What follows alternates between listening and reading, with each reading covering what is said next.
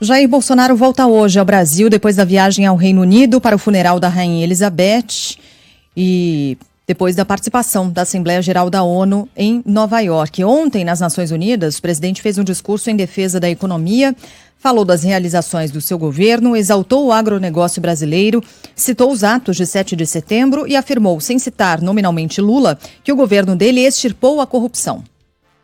No meu governo, extirpamos a corrupção sistêmica que existia no país. Somente entre o período de 2003 e 2015, onde a esquerda presidiu o Brasil, o endividamento da Petrobras por má gestão, loteamento político e em desvios chegou à casa dos 170 bilhões de dólares.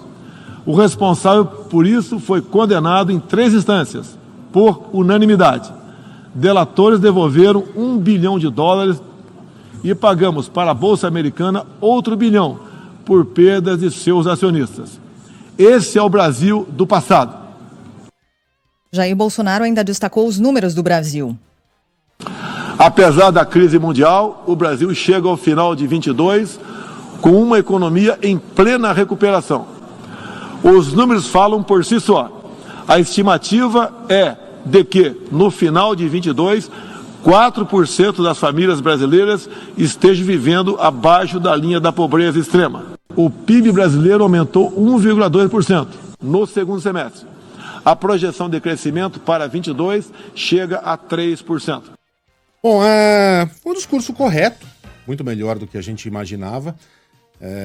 Todos ficamos aliviados por não ser um discurso que envolvesse xingamentos a ministros do STF, a mentiras sobre as urnas eletrônicas, a citações diretas a respeito da eleição. A gente não deveria ficar em sobressalto a cada vez que o presidente faz um discurso, né? Mas a realidade é essa.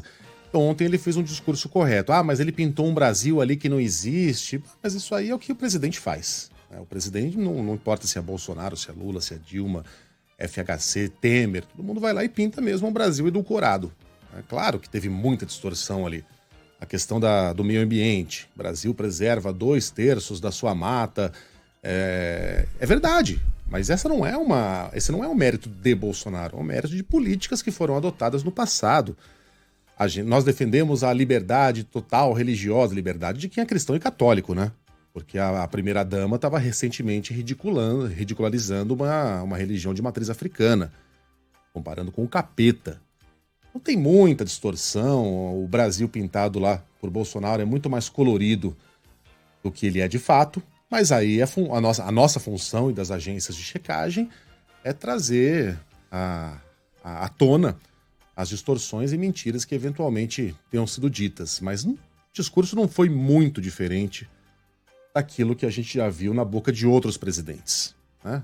Também não é papel do presidente ir lá e falar, olha, eu fui um horror durante a pandemia, eu só fiz bobagem, vendi remédio que não funcionava. Ninguém imaginava que ele fosse falar uma coisa dessas.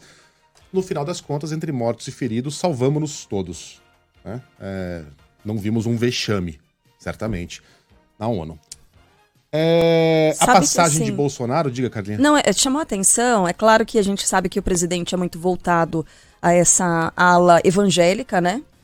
Mas o que chamou a atenção foi ele ter feito uma citação direta e bem direcionada à Igreja Católica, né? Ele falou sobre a possibilidade de receber padres e freiras que estão sendo perseguidos na Nicarágua. Achei isso, assim, curioso, sabe? Foi um ponto que me chamou a atenção ali no discurso, porque a gente sabe que as falas normalmente são direcionadas aos evangélicos e talvez esse ponto possa ser associado de alguma forma, assim, mais próxima, né, mais direta a um discurso eleitoral em que ele tenta também conversar com outras religiões para além, né, das neopentecostais. Boa. A passagem de Bolsonaro também foi marcada por aquelas projeções, né, que chamaram atenção aqui no Brasil e no exterior. No próprio prédio da Assembleia Geral, aquele que foi desenhado por Oscar Niemeyer, e no Empire State Building, no caso do prédio da ONU, a fotografia de Bolsonaro com as palavras shame, né, que em inglês quer dizer vergonha, entre outras coisas, e na projeção do Empire State Building, entre outras coisas, tchutchuca, brochonaro e coisas parecidas. Muita gente deu risada, achando que é aquilo criativo. Na opinião deste que vos fala aqui, as minhas companheiras talvez possam discordar. Isso é você baixar o debate político ao nível praticado pelo próprio Bolsonaro. Eu entendo isso como uma boa política, você colocar um Bolsonaro ou um Tchutchuca no Empire State Building. Ah, mas é isso que eles fazem nas redes sociais. Bom, eles fazem. Faríamos nós também? Aliás, eu não me incluo aí porque não fui eu que fiz aquilo e não tenho nada a ver com quem o fez. Mas eu não gostaria que nós baixássemos o nível do discurso a uma disputa de quem produz o melhor e mais ofensivo meme nas redes sociais. Aqui, você sempre vai ter, o ouvinte sempre vai ter a defesa, por mais que seja uma defesa quixotesca, da boa política, da fidalguia, do diálogo, do entendimento, do reconhecimento do outro, e não de troca de ofensas para ver quem consegue ganhar mais likes nas redes sociais. Não sei, vocês podem, não sei a opinião de vocês, não me parece uma boa maneira de fazer política.